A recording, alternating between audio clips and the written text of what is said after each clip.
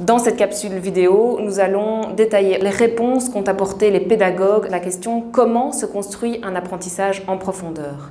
et plus particulièrement les théories du constructivisme et du socioconstructivisme. Alors nous allons également illustrer ce que ces théories ont impliqué dans la conception de dispositifs pédagogiques. Selon la théorie du constructivisme, un individu apprend s'il perçoit une différence entre ce qu'il croit savoir d'une situation et ce qu'il constate dans la réalité. Donc par exemple, quand il se dit « je pense savoir résoudre ce problème, mais en fait non, cela ne marche pas ».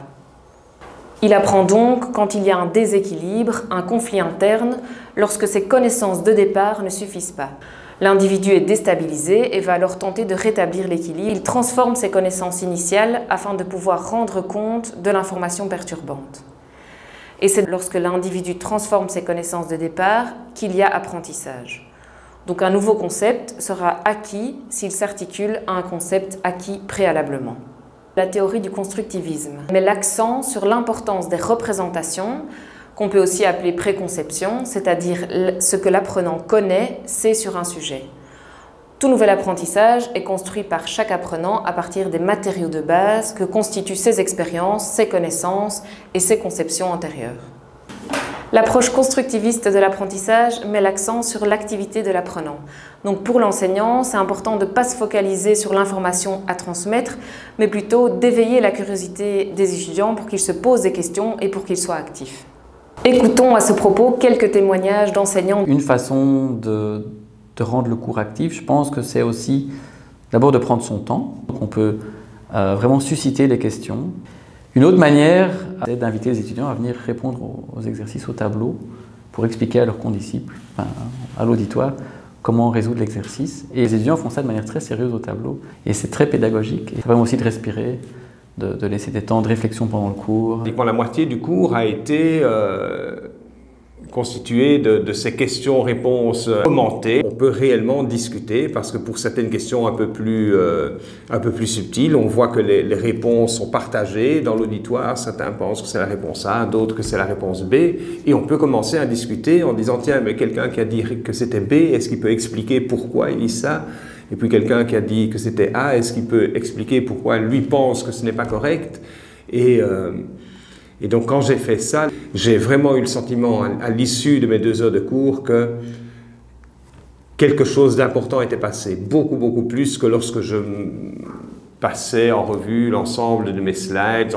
Il arrive assez souvent que les étudiants posent des questions, ça ce sont des moments précieux qu'il faut encourager parce que si les étudiants voient qu'on répond à leurs questions, que même si la question sort un peu du cours et peut faire débat, s'ils voient qu'on embraye, d'autres seront encouragés à poser des questions et ça crée une émulation positive dans l'interaction qu'on peut avoir avec eux, même en grand auditoire. C'est, je pense, d'adapter le rythme du cours à l'auditoire et pas l'inverse. Donc je pense que l'auditoire ne doit pas s'adapter à un moule tout fait d'un cours. Donc ce n'est pas chaque année la même chose. Il faut pouvoir adapter, sentir que l'enseignant prenne le pouls de l'auditoire, pouvoir sentir où sont les problèmes pour vraiment avancer en parallèle avec. Donc c'est vraiment accompagner, je pense, l'apprentissage de l'étudiant et pas mettre une cassette vidéo et que l'étudiant regarde un robot qui parle devant tout le monde, mais vraiment rester adaptatif et attentif. L'approche socio-constructiviste développe que le déséquilibre peut être provoqué par les interactions sociales. Ça veut dire que l'étudiant va remettre en cause ses représentations par les discussions en groupe avec les autres étudiants. En effet, dans un groupe, on trouve différentes approches. Chacun possède des compétences sur un sujet, on discute, on prend en compte les avis et points de vue des autres, on cherche à comprendre l'autre, on cherche à expliquer, on cherche à dépasser les contradictions pour parvenir à une réponse commune. On est donc très souvent en déséquilibre.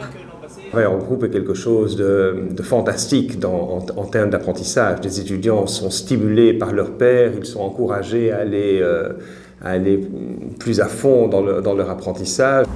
Pour le côté d'émulation positive du groupe, parce que quand on doit chercher des informations dans plusieurs sources, c'est gai d'être en groupe, certains trouvent les mêmes, d'autres trouvent des informations différentes, ils doivent du coup en débattre, ils doivent mettre tout ça en commun. Donc ça ajoute un plus à l'apprentissage. Le fait de pouvoir travailler en groupe, ça permet d'avoir une autostimulation entre les étudiants, aussi une autocritique. Et donc c'est quelque chose de très positif. Le résultat est meilleur, je pense. Ces théories constructivistes et socio-constructivistes mettent donc en évidence l'importance que l'étudiant soit actif et en interaction pour apprendre.